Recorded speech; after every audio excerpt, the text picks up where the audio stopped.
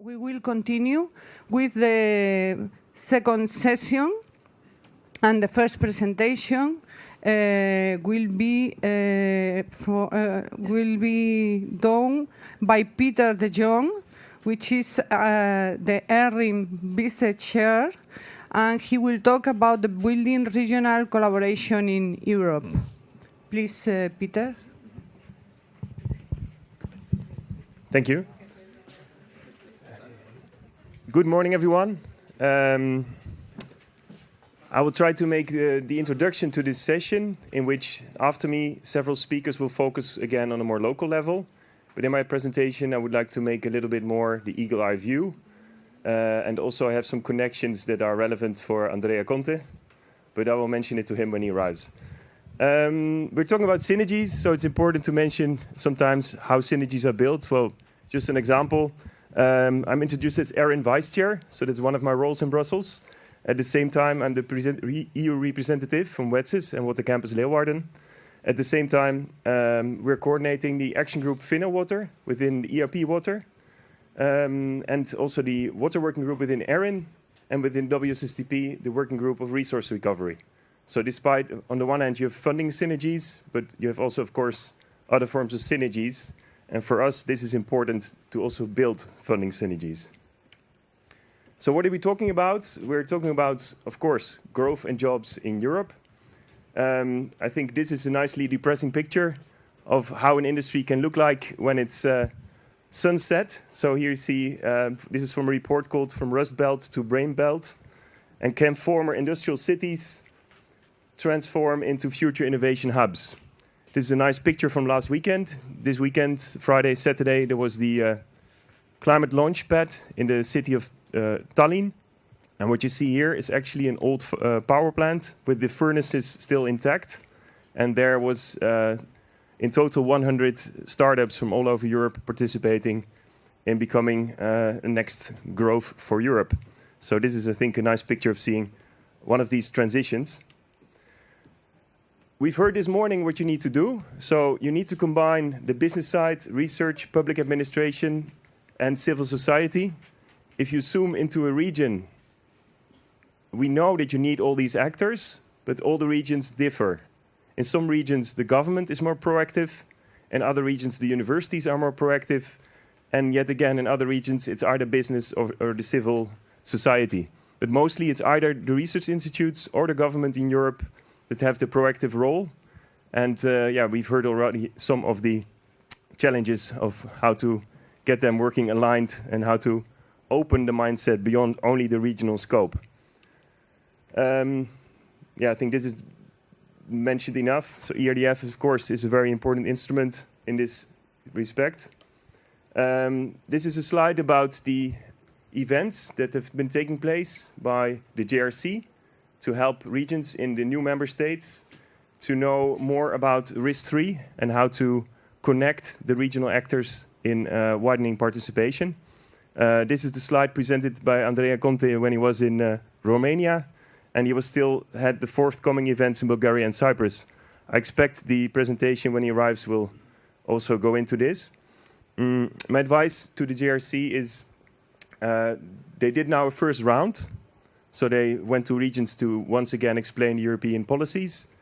At the same time, it's wise now to connect it to other actors, because these are regions that are looking forward to meet new project partners. And I think in Europe, in Brussels, there's a very active network that can help bridge this gap. And they are already aligned along certain innovation and research priorities. And that is the network of ERIN. Who of you have not heard about ERIN? ERIN is a research and innovation focused organization of active regions within Brussels. There's now 120 regions in Brussels member. And like many other networks, these are mainly the older member states and the regions within them. But more and more also regions within new member states are becoming active, such as, for instance, from Czechia, Hungary, and Poland. The Baltic states are still a bit of a challenge, and also the more east you get, the less active they are in many respects, like a network like this, but also They're here present and very active when you talk about cooperation between member states. They also often have a form of regional representation, but they don't always have the capacity to arrive with their regional content at networking events. So we try to bridge this gap, and we think it's interesting to see how we can link up these working groups that exist within ERIN with their partners below it, which are the active regions, universities, and research centers and companies, and how these can help regions in the new member states to know more about the policy, learn from each other's best practices, and see how to build new projects. This morning was mentioned the Seal of Excellence. Of course, when you talk about synergies, Seal of Excellence is one emerging theme. Within our region, we now became active partner in the platform that will see how to get the SME instrument incorporated within the region. It's not already done yet, but we become active in the platform now and see how we can do it. At the same time, you see this new report, EU Funds Working Together, which was published earlier this year. And there are plenty of examples of how these synergies are being made. And one example is a teaming project that our institute, together with RTU, has filed. And it took a couple of years of lobbying because the regional funding authorities did not foresee this, but they do like the topic. And now, early 2017, there will be a call in the EFRO program to finance this teaming project. It's not one-on-one the teaming project as was foreseen by the teaming project, because that's a very large chunk of money. But we don't mind that it's a smaller one, because we think starting smaller and focusing on actual high trust between universities and companies is a very important seed to enable future growth.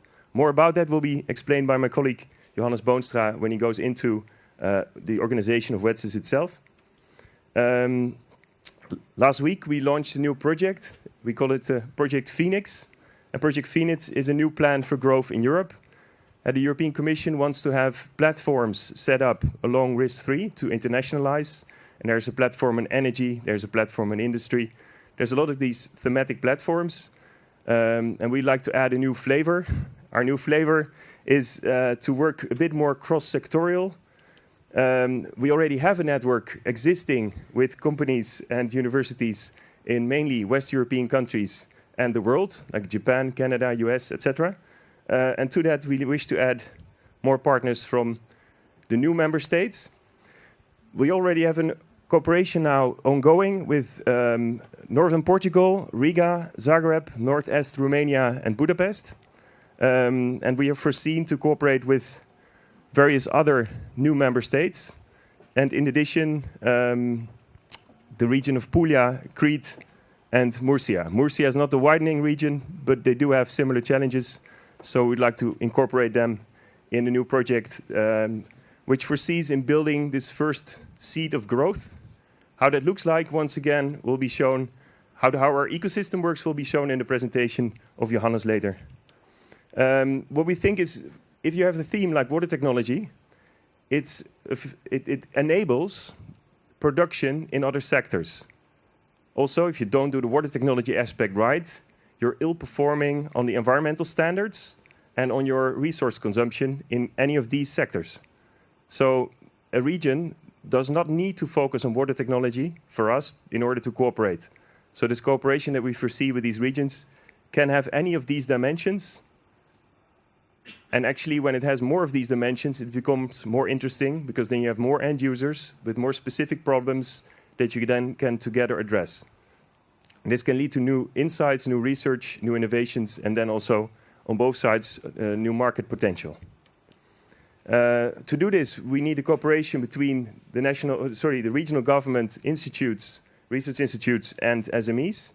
You see the word Water Alliance. They are at the moment together with other clusters in another building discussing how to cooperate better between clusters. Project is called Energy and Water. And also, for instance, the region of the city of Zaragoza with the Zinai organization is there, and others. This is of course also part of the synergies.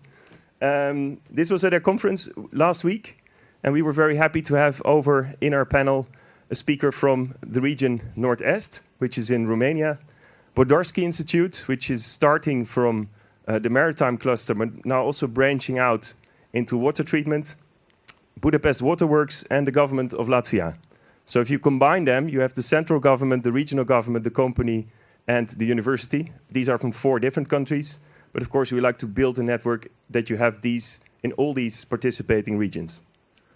What sort of funding can you combine? Well, we foresee that this is not per se the importance from top down or bottom up, but all these aspects, of course, can be incorporated. COSME, Horizon 2020, private funding from the companies, national and regional funding that are not European, and of course structural funds. And depending on each region, some of these fundings are more easily available and are more targeted towards this sort of cooperation than others. What can you do with it? Of course, the projects that we foresee have the aim of future growth, but they will be about education, research, innovation, and startups. And at the same time, we try to solve the environmental challenges that exist within the region, because these are the business cases of the future. When you're able to solve one of these challenges in one region, then this challenge likely exists in other regions in Europe and the world, and can therefore be exported to those regions. So this is my brief introduction on, let's say, a more wider scope. And after me, there will be 4 presentations from the regional side, but probably also have aspects of this cooperation within them. So thank you.